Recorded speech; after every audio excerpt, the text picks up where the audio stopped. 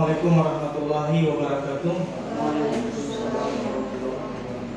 Alhamdulillah, salatu wassalamu ala rasulillah, wa la hawla wa la quwwata illa billah. Rabbi shrah li sadri wa yassir li amri wahlul 'uqdatam min lisani yafqahu qawli. Amma ba'd. Alhamdulillah, pada siang hari ini kita bisa bertemu lagi dalam perkuliahan pertemuan yang keempat ya. Kelima mata kuliah Al-Quran dan Al-Hadis. Alhamdulillah kita dalam keadaan sehat walafiat dan sama kita lupa salawat dan salam kepada Nabi kita Rasulullah SAW, Nabi yang telah memberikan kita pendidikan melalui Al-Islam. Baik teman-teman sekalian, sebagaimana biasanya sebelum kita lanjut untuk proses pembelajaran perkuliahan, kita awali dengan kegiatan kita itu tilawah. Jangan lupa itu supaya kegiatan kita insya Allah dapat berkah. Karena dengan kita memulai tilawah, insya Allah akan dimudahkan kita memahami mata kuliah maupun ilmu yang dipelajari saat ini. Baik, pada kesempatan ini silakan buka surah Al-Waqi'ah. Surah Al-Waqi'ah dari ayat 1 sampai seterusnya, yang dimulai dari saudara Nuzul, kemudian Aan sampai terakhir sama Irfan.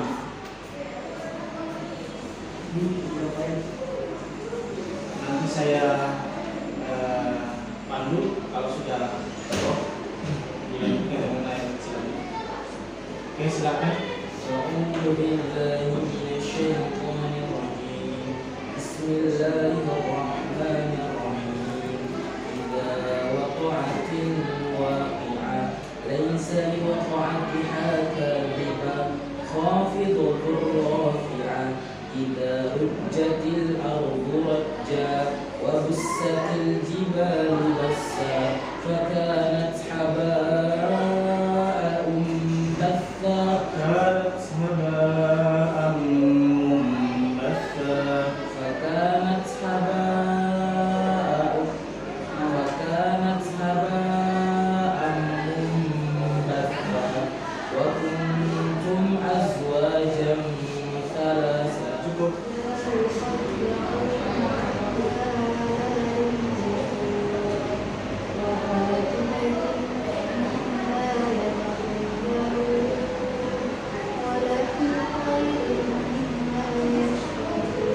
Lanjut.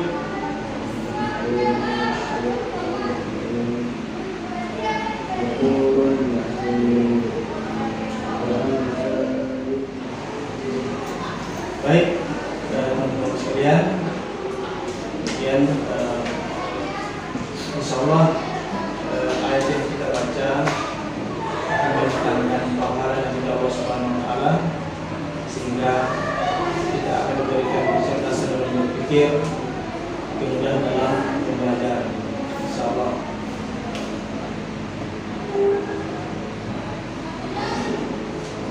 Baik, kita hari ini yang akan memaparkan makalah saudara Nuzul dengan judul makalahnya tentang sejarah pengumpulan Al-Quran.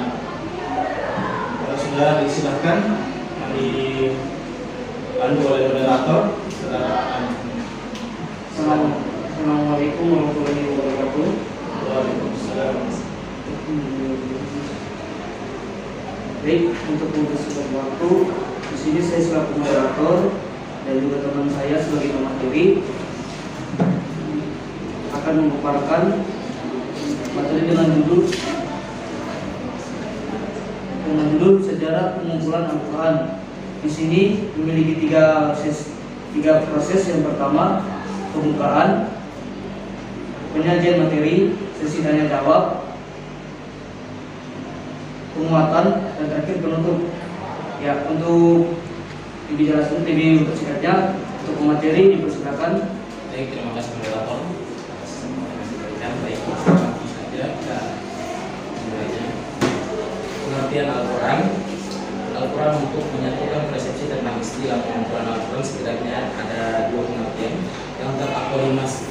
akomodasi dalam keduanya, yaitu pertama kata pengumpulan Al-Quran dalam menghafalnya di lubuk hati sehingga orang-orang hafal Quran disebut jumhurul Quran atau hafiz Quran. Kedua, pengumpulan Al-Quran adalah arti penulisan yang dimana dalam Quran surat Al-Qiyamah ayat 12 yang artinya sesungguhnya ada tanggungan kamilah untuk mengumpulkan di dadamu dan membuat pandai membacanya, dan juga firman-Nya dalam surat Al-Hijr yang berbunyi yang artinya sesungguhnya kamilah yang menurunkan al-zikra Al-Quran dan sesungguhnya kami benar-benar memelihara.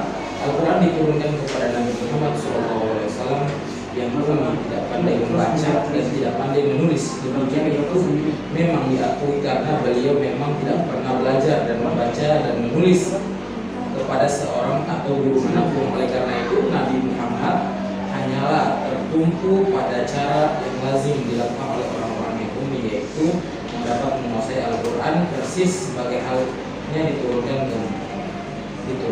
Kemudian setelah itu lalu ia membacakan kepada sejumlah sahabatnya agar mereka dapat pulang menghafal dan menetapkannya di dalam lubuk hati mereka.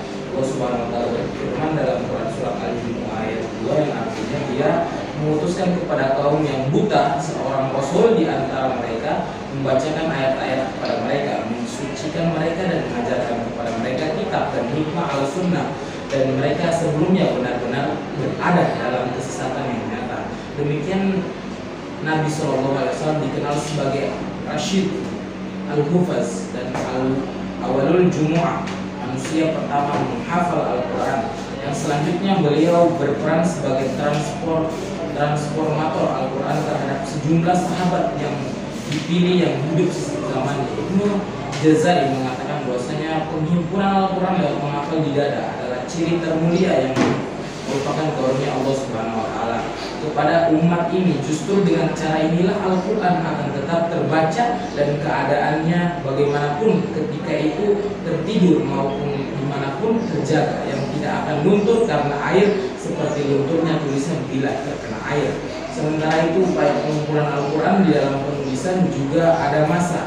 Berikut adalah masa-masa yang ada pada pengumpulan Al-Quran. Yang pertama itu ada pengumpulan Al-Quran pada zaman Rasulullah SAW yang sebagaimana diketahui Al-Quran diturunkan kepada Nabi SAW tidak sekaligus melainkan berangsur-angsur dalam masa relatif panjang, yakni dimulai dari zaman Nabi Muhammad SAW yang dianggap menjadi Rasul, berakhir pada masa menjelang wafatnya. Oleh karena itu tidak mengherankan bila Al-Quran belum sempat dibian. Perlu disadari menurut pemahaman dan perwakilan para ulama yang dapat dikemukakan pembatas 7 hadis seperti disebutkan bahwasanya kelompok penghimpun hafal Quran dalam dada masing-masing adalah bahkan secara baik mereka itulah menguji bacaan dan ketetapan hafal Quran masing-masing di hadapan Rasulullah dari malaikat Jibril alaihissalam yang menjadi pesuruh Allah Subhanahu wa taala. Dalam hal ini para ulama sepakat mengatakan bahwasanya cara menyusun Al-Quran yang demikian itu adalah taufiqi, yang artinya susunan-susunan surat dan susunan-susunan ayat Al-Quran seperti yang kita saksikan sekarang di mushaf sekarang adalah berdasarkan ketentuan dan petunjuk yang diberikan Rasulullah sesuai perintah dari wahyu dari Allah Subhanahu wa taala melalui perantara malaikat Jibril. Dengan demikian tidak ada tempat dan peluang ijtihad dalam penertiban penyusunan.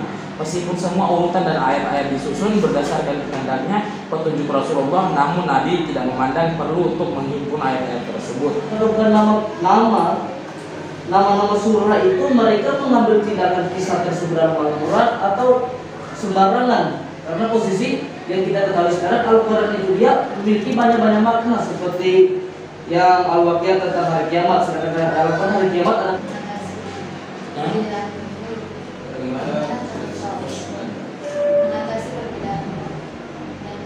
pendapat Usman. Bagaimana itu? Bagaimana Salifah Usman mengatasi masalah tentang perbedaan huruf dan bentuk bacaan pada masa zaman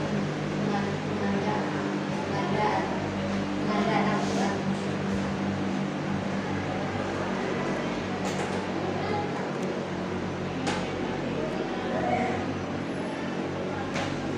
Oke. Ada lagi?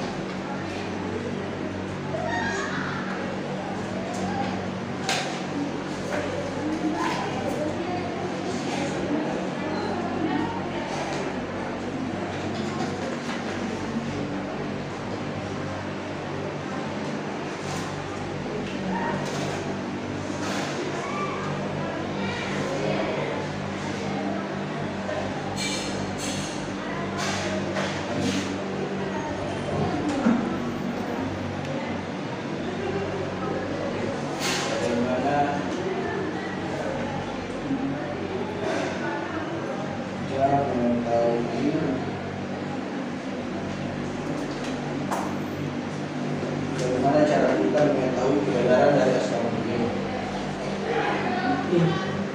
Kita sudah begini.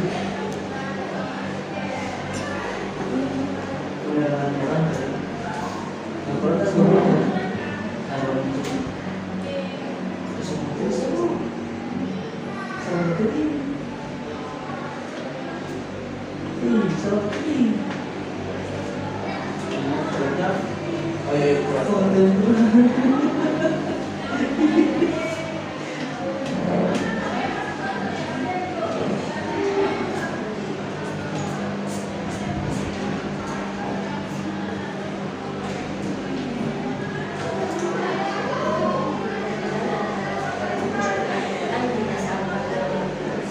Oh iya,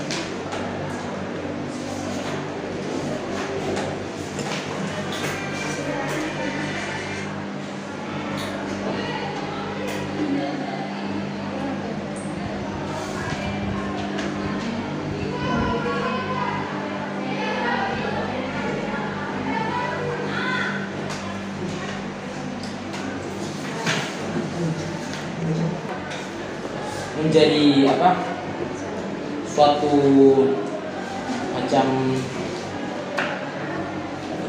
penyelesaian masalah, karena di situ ada perpecah belahan kan, itu ada perpecah belahan yang mengakibatkan apa tadi itu, perpecah belahan yang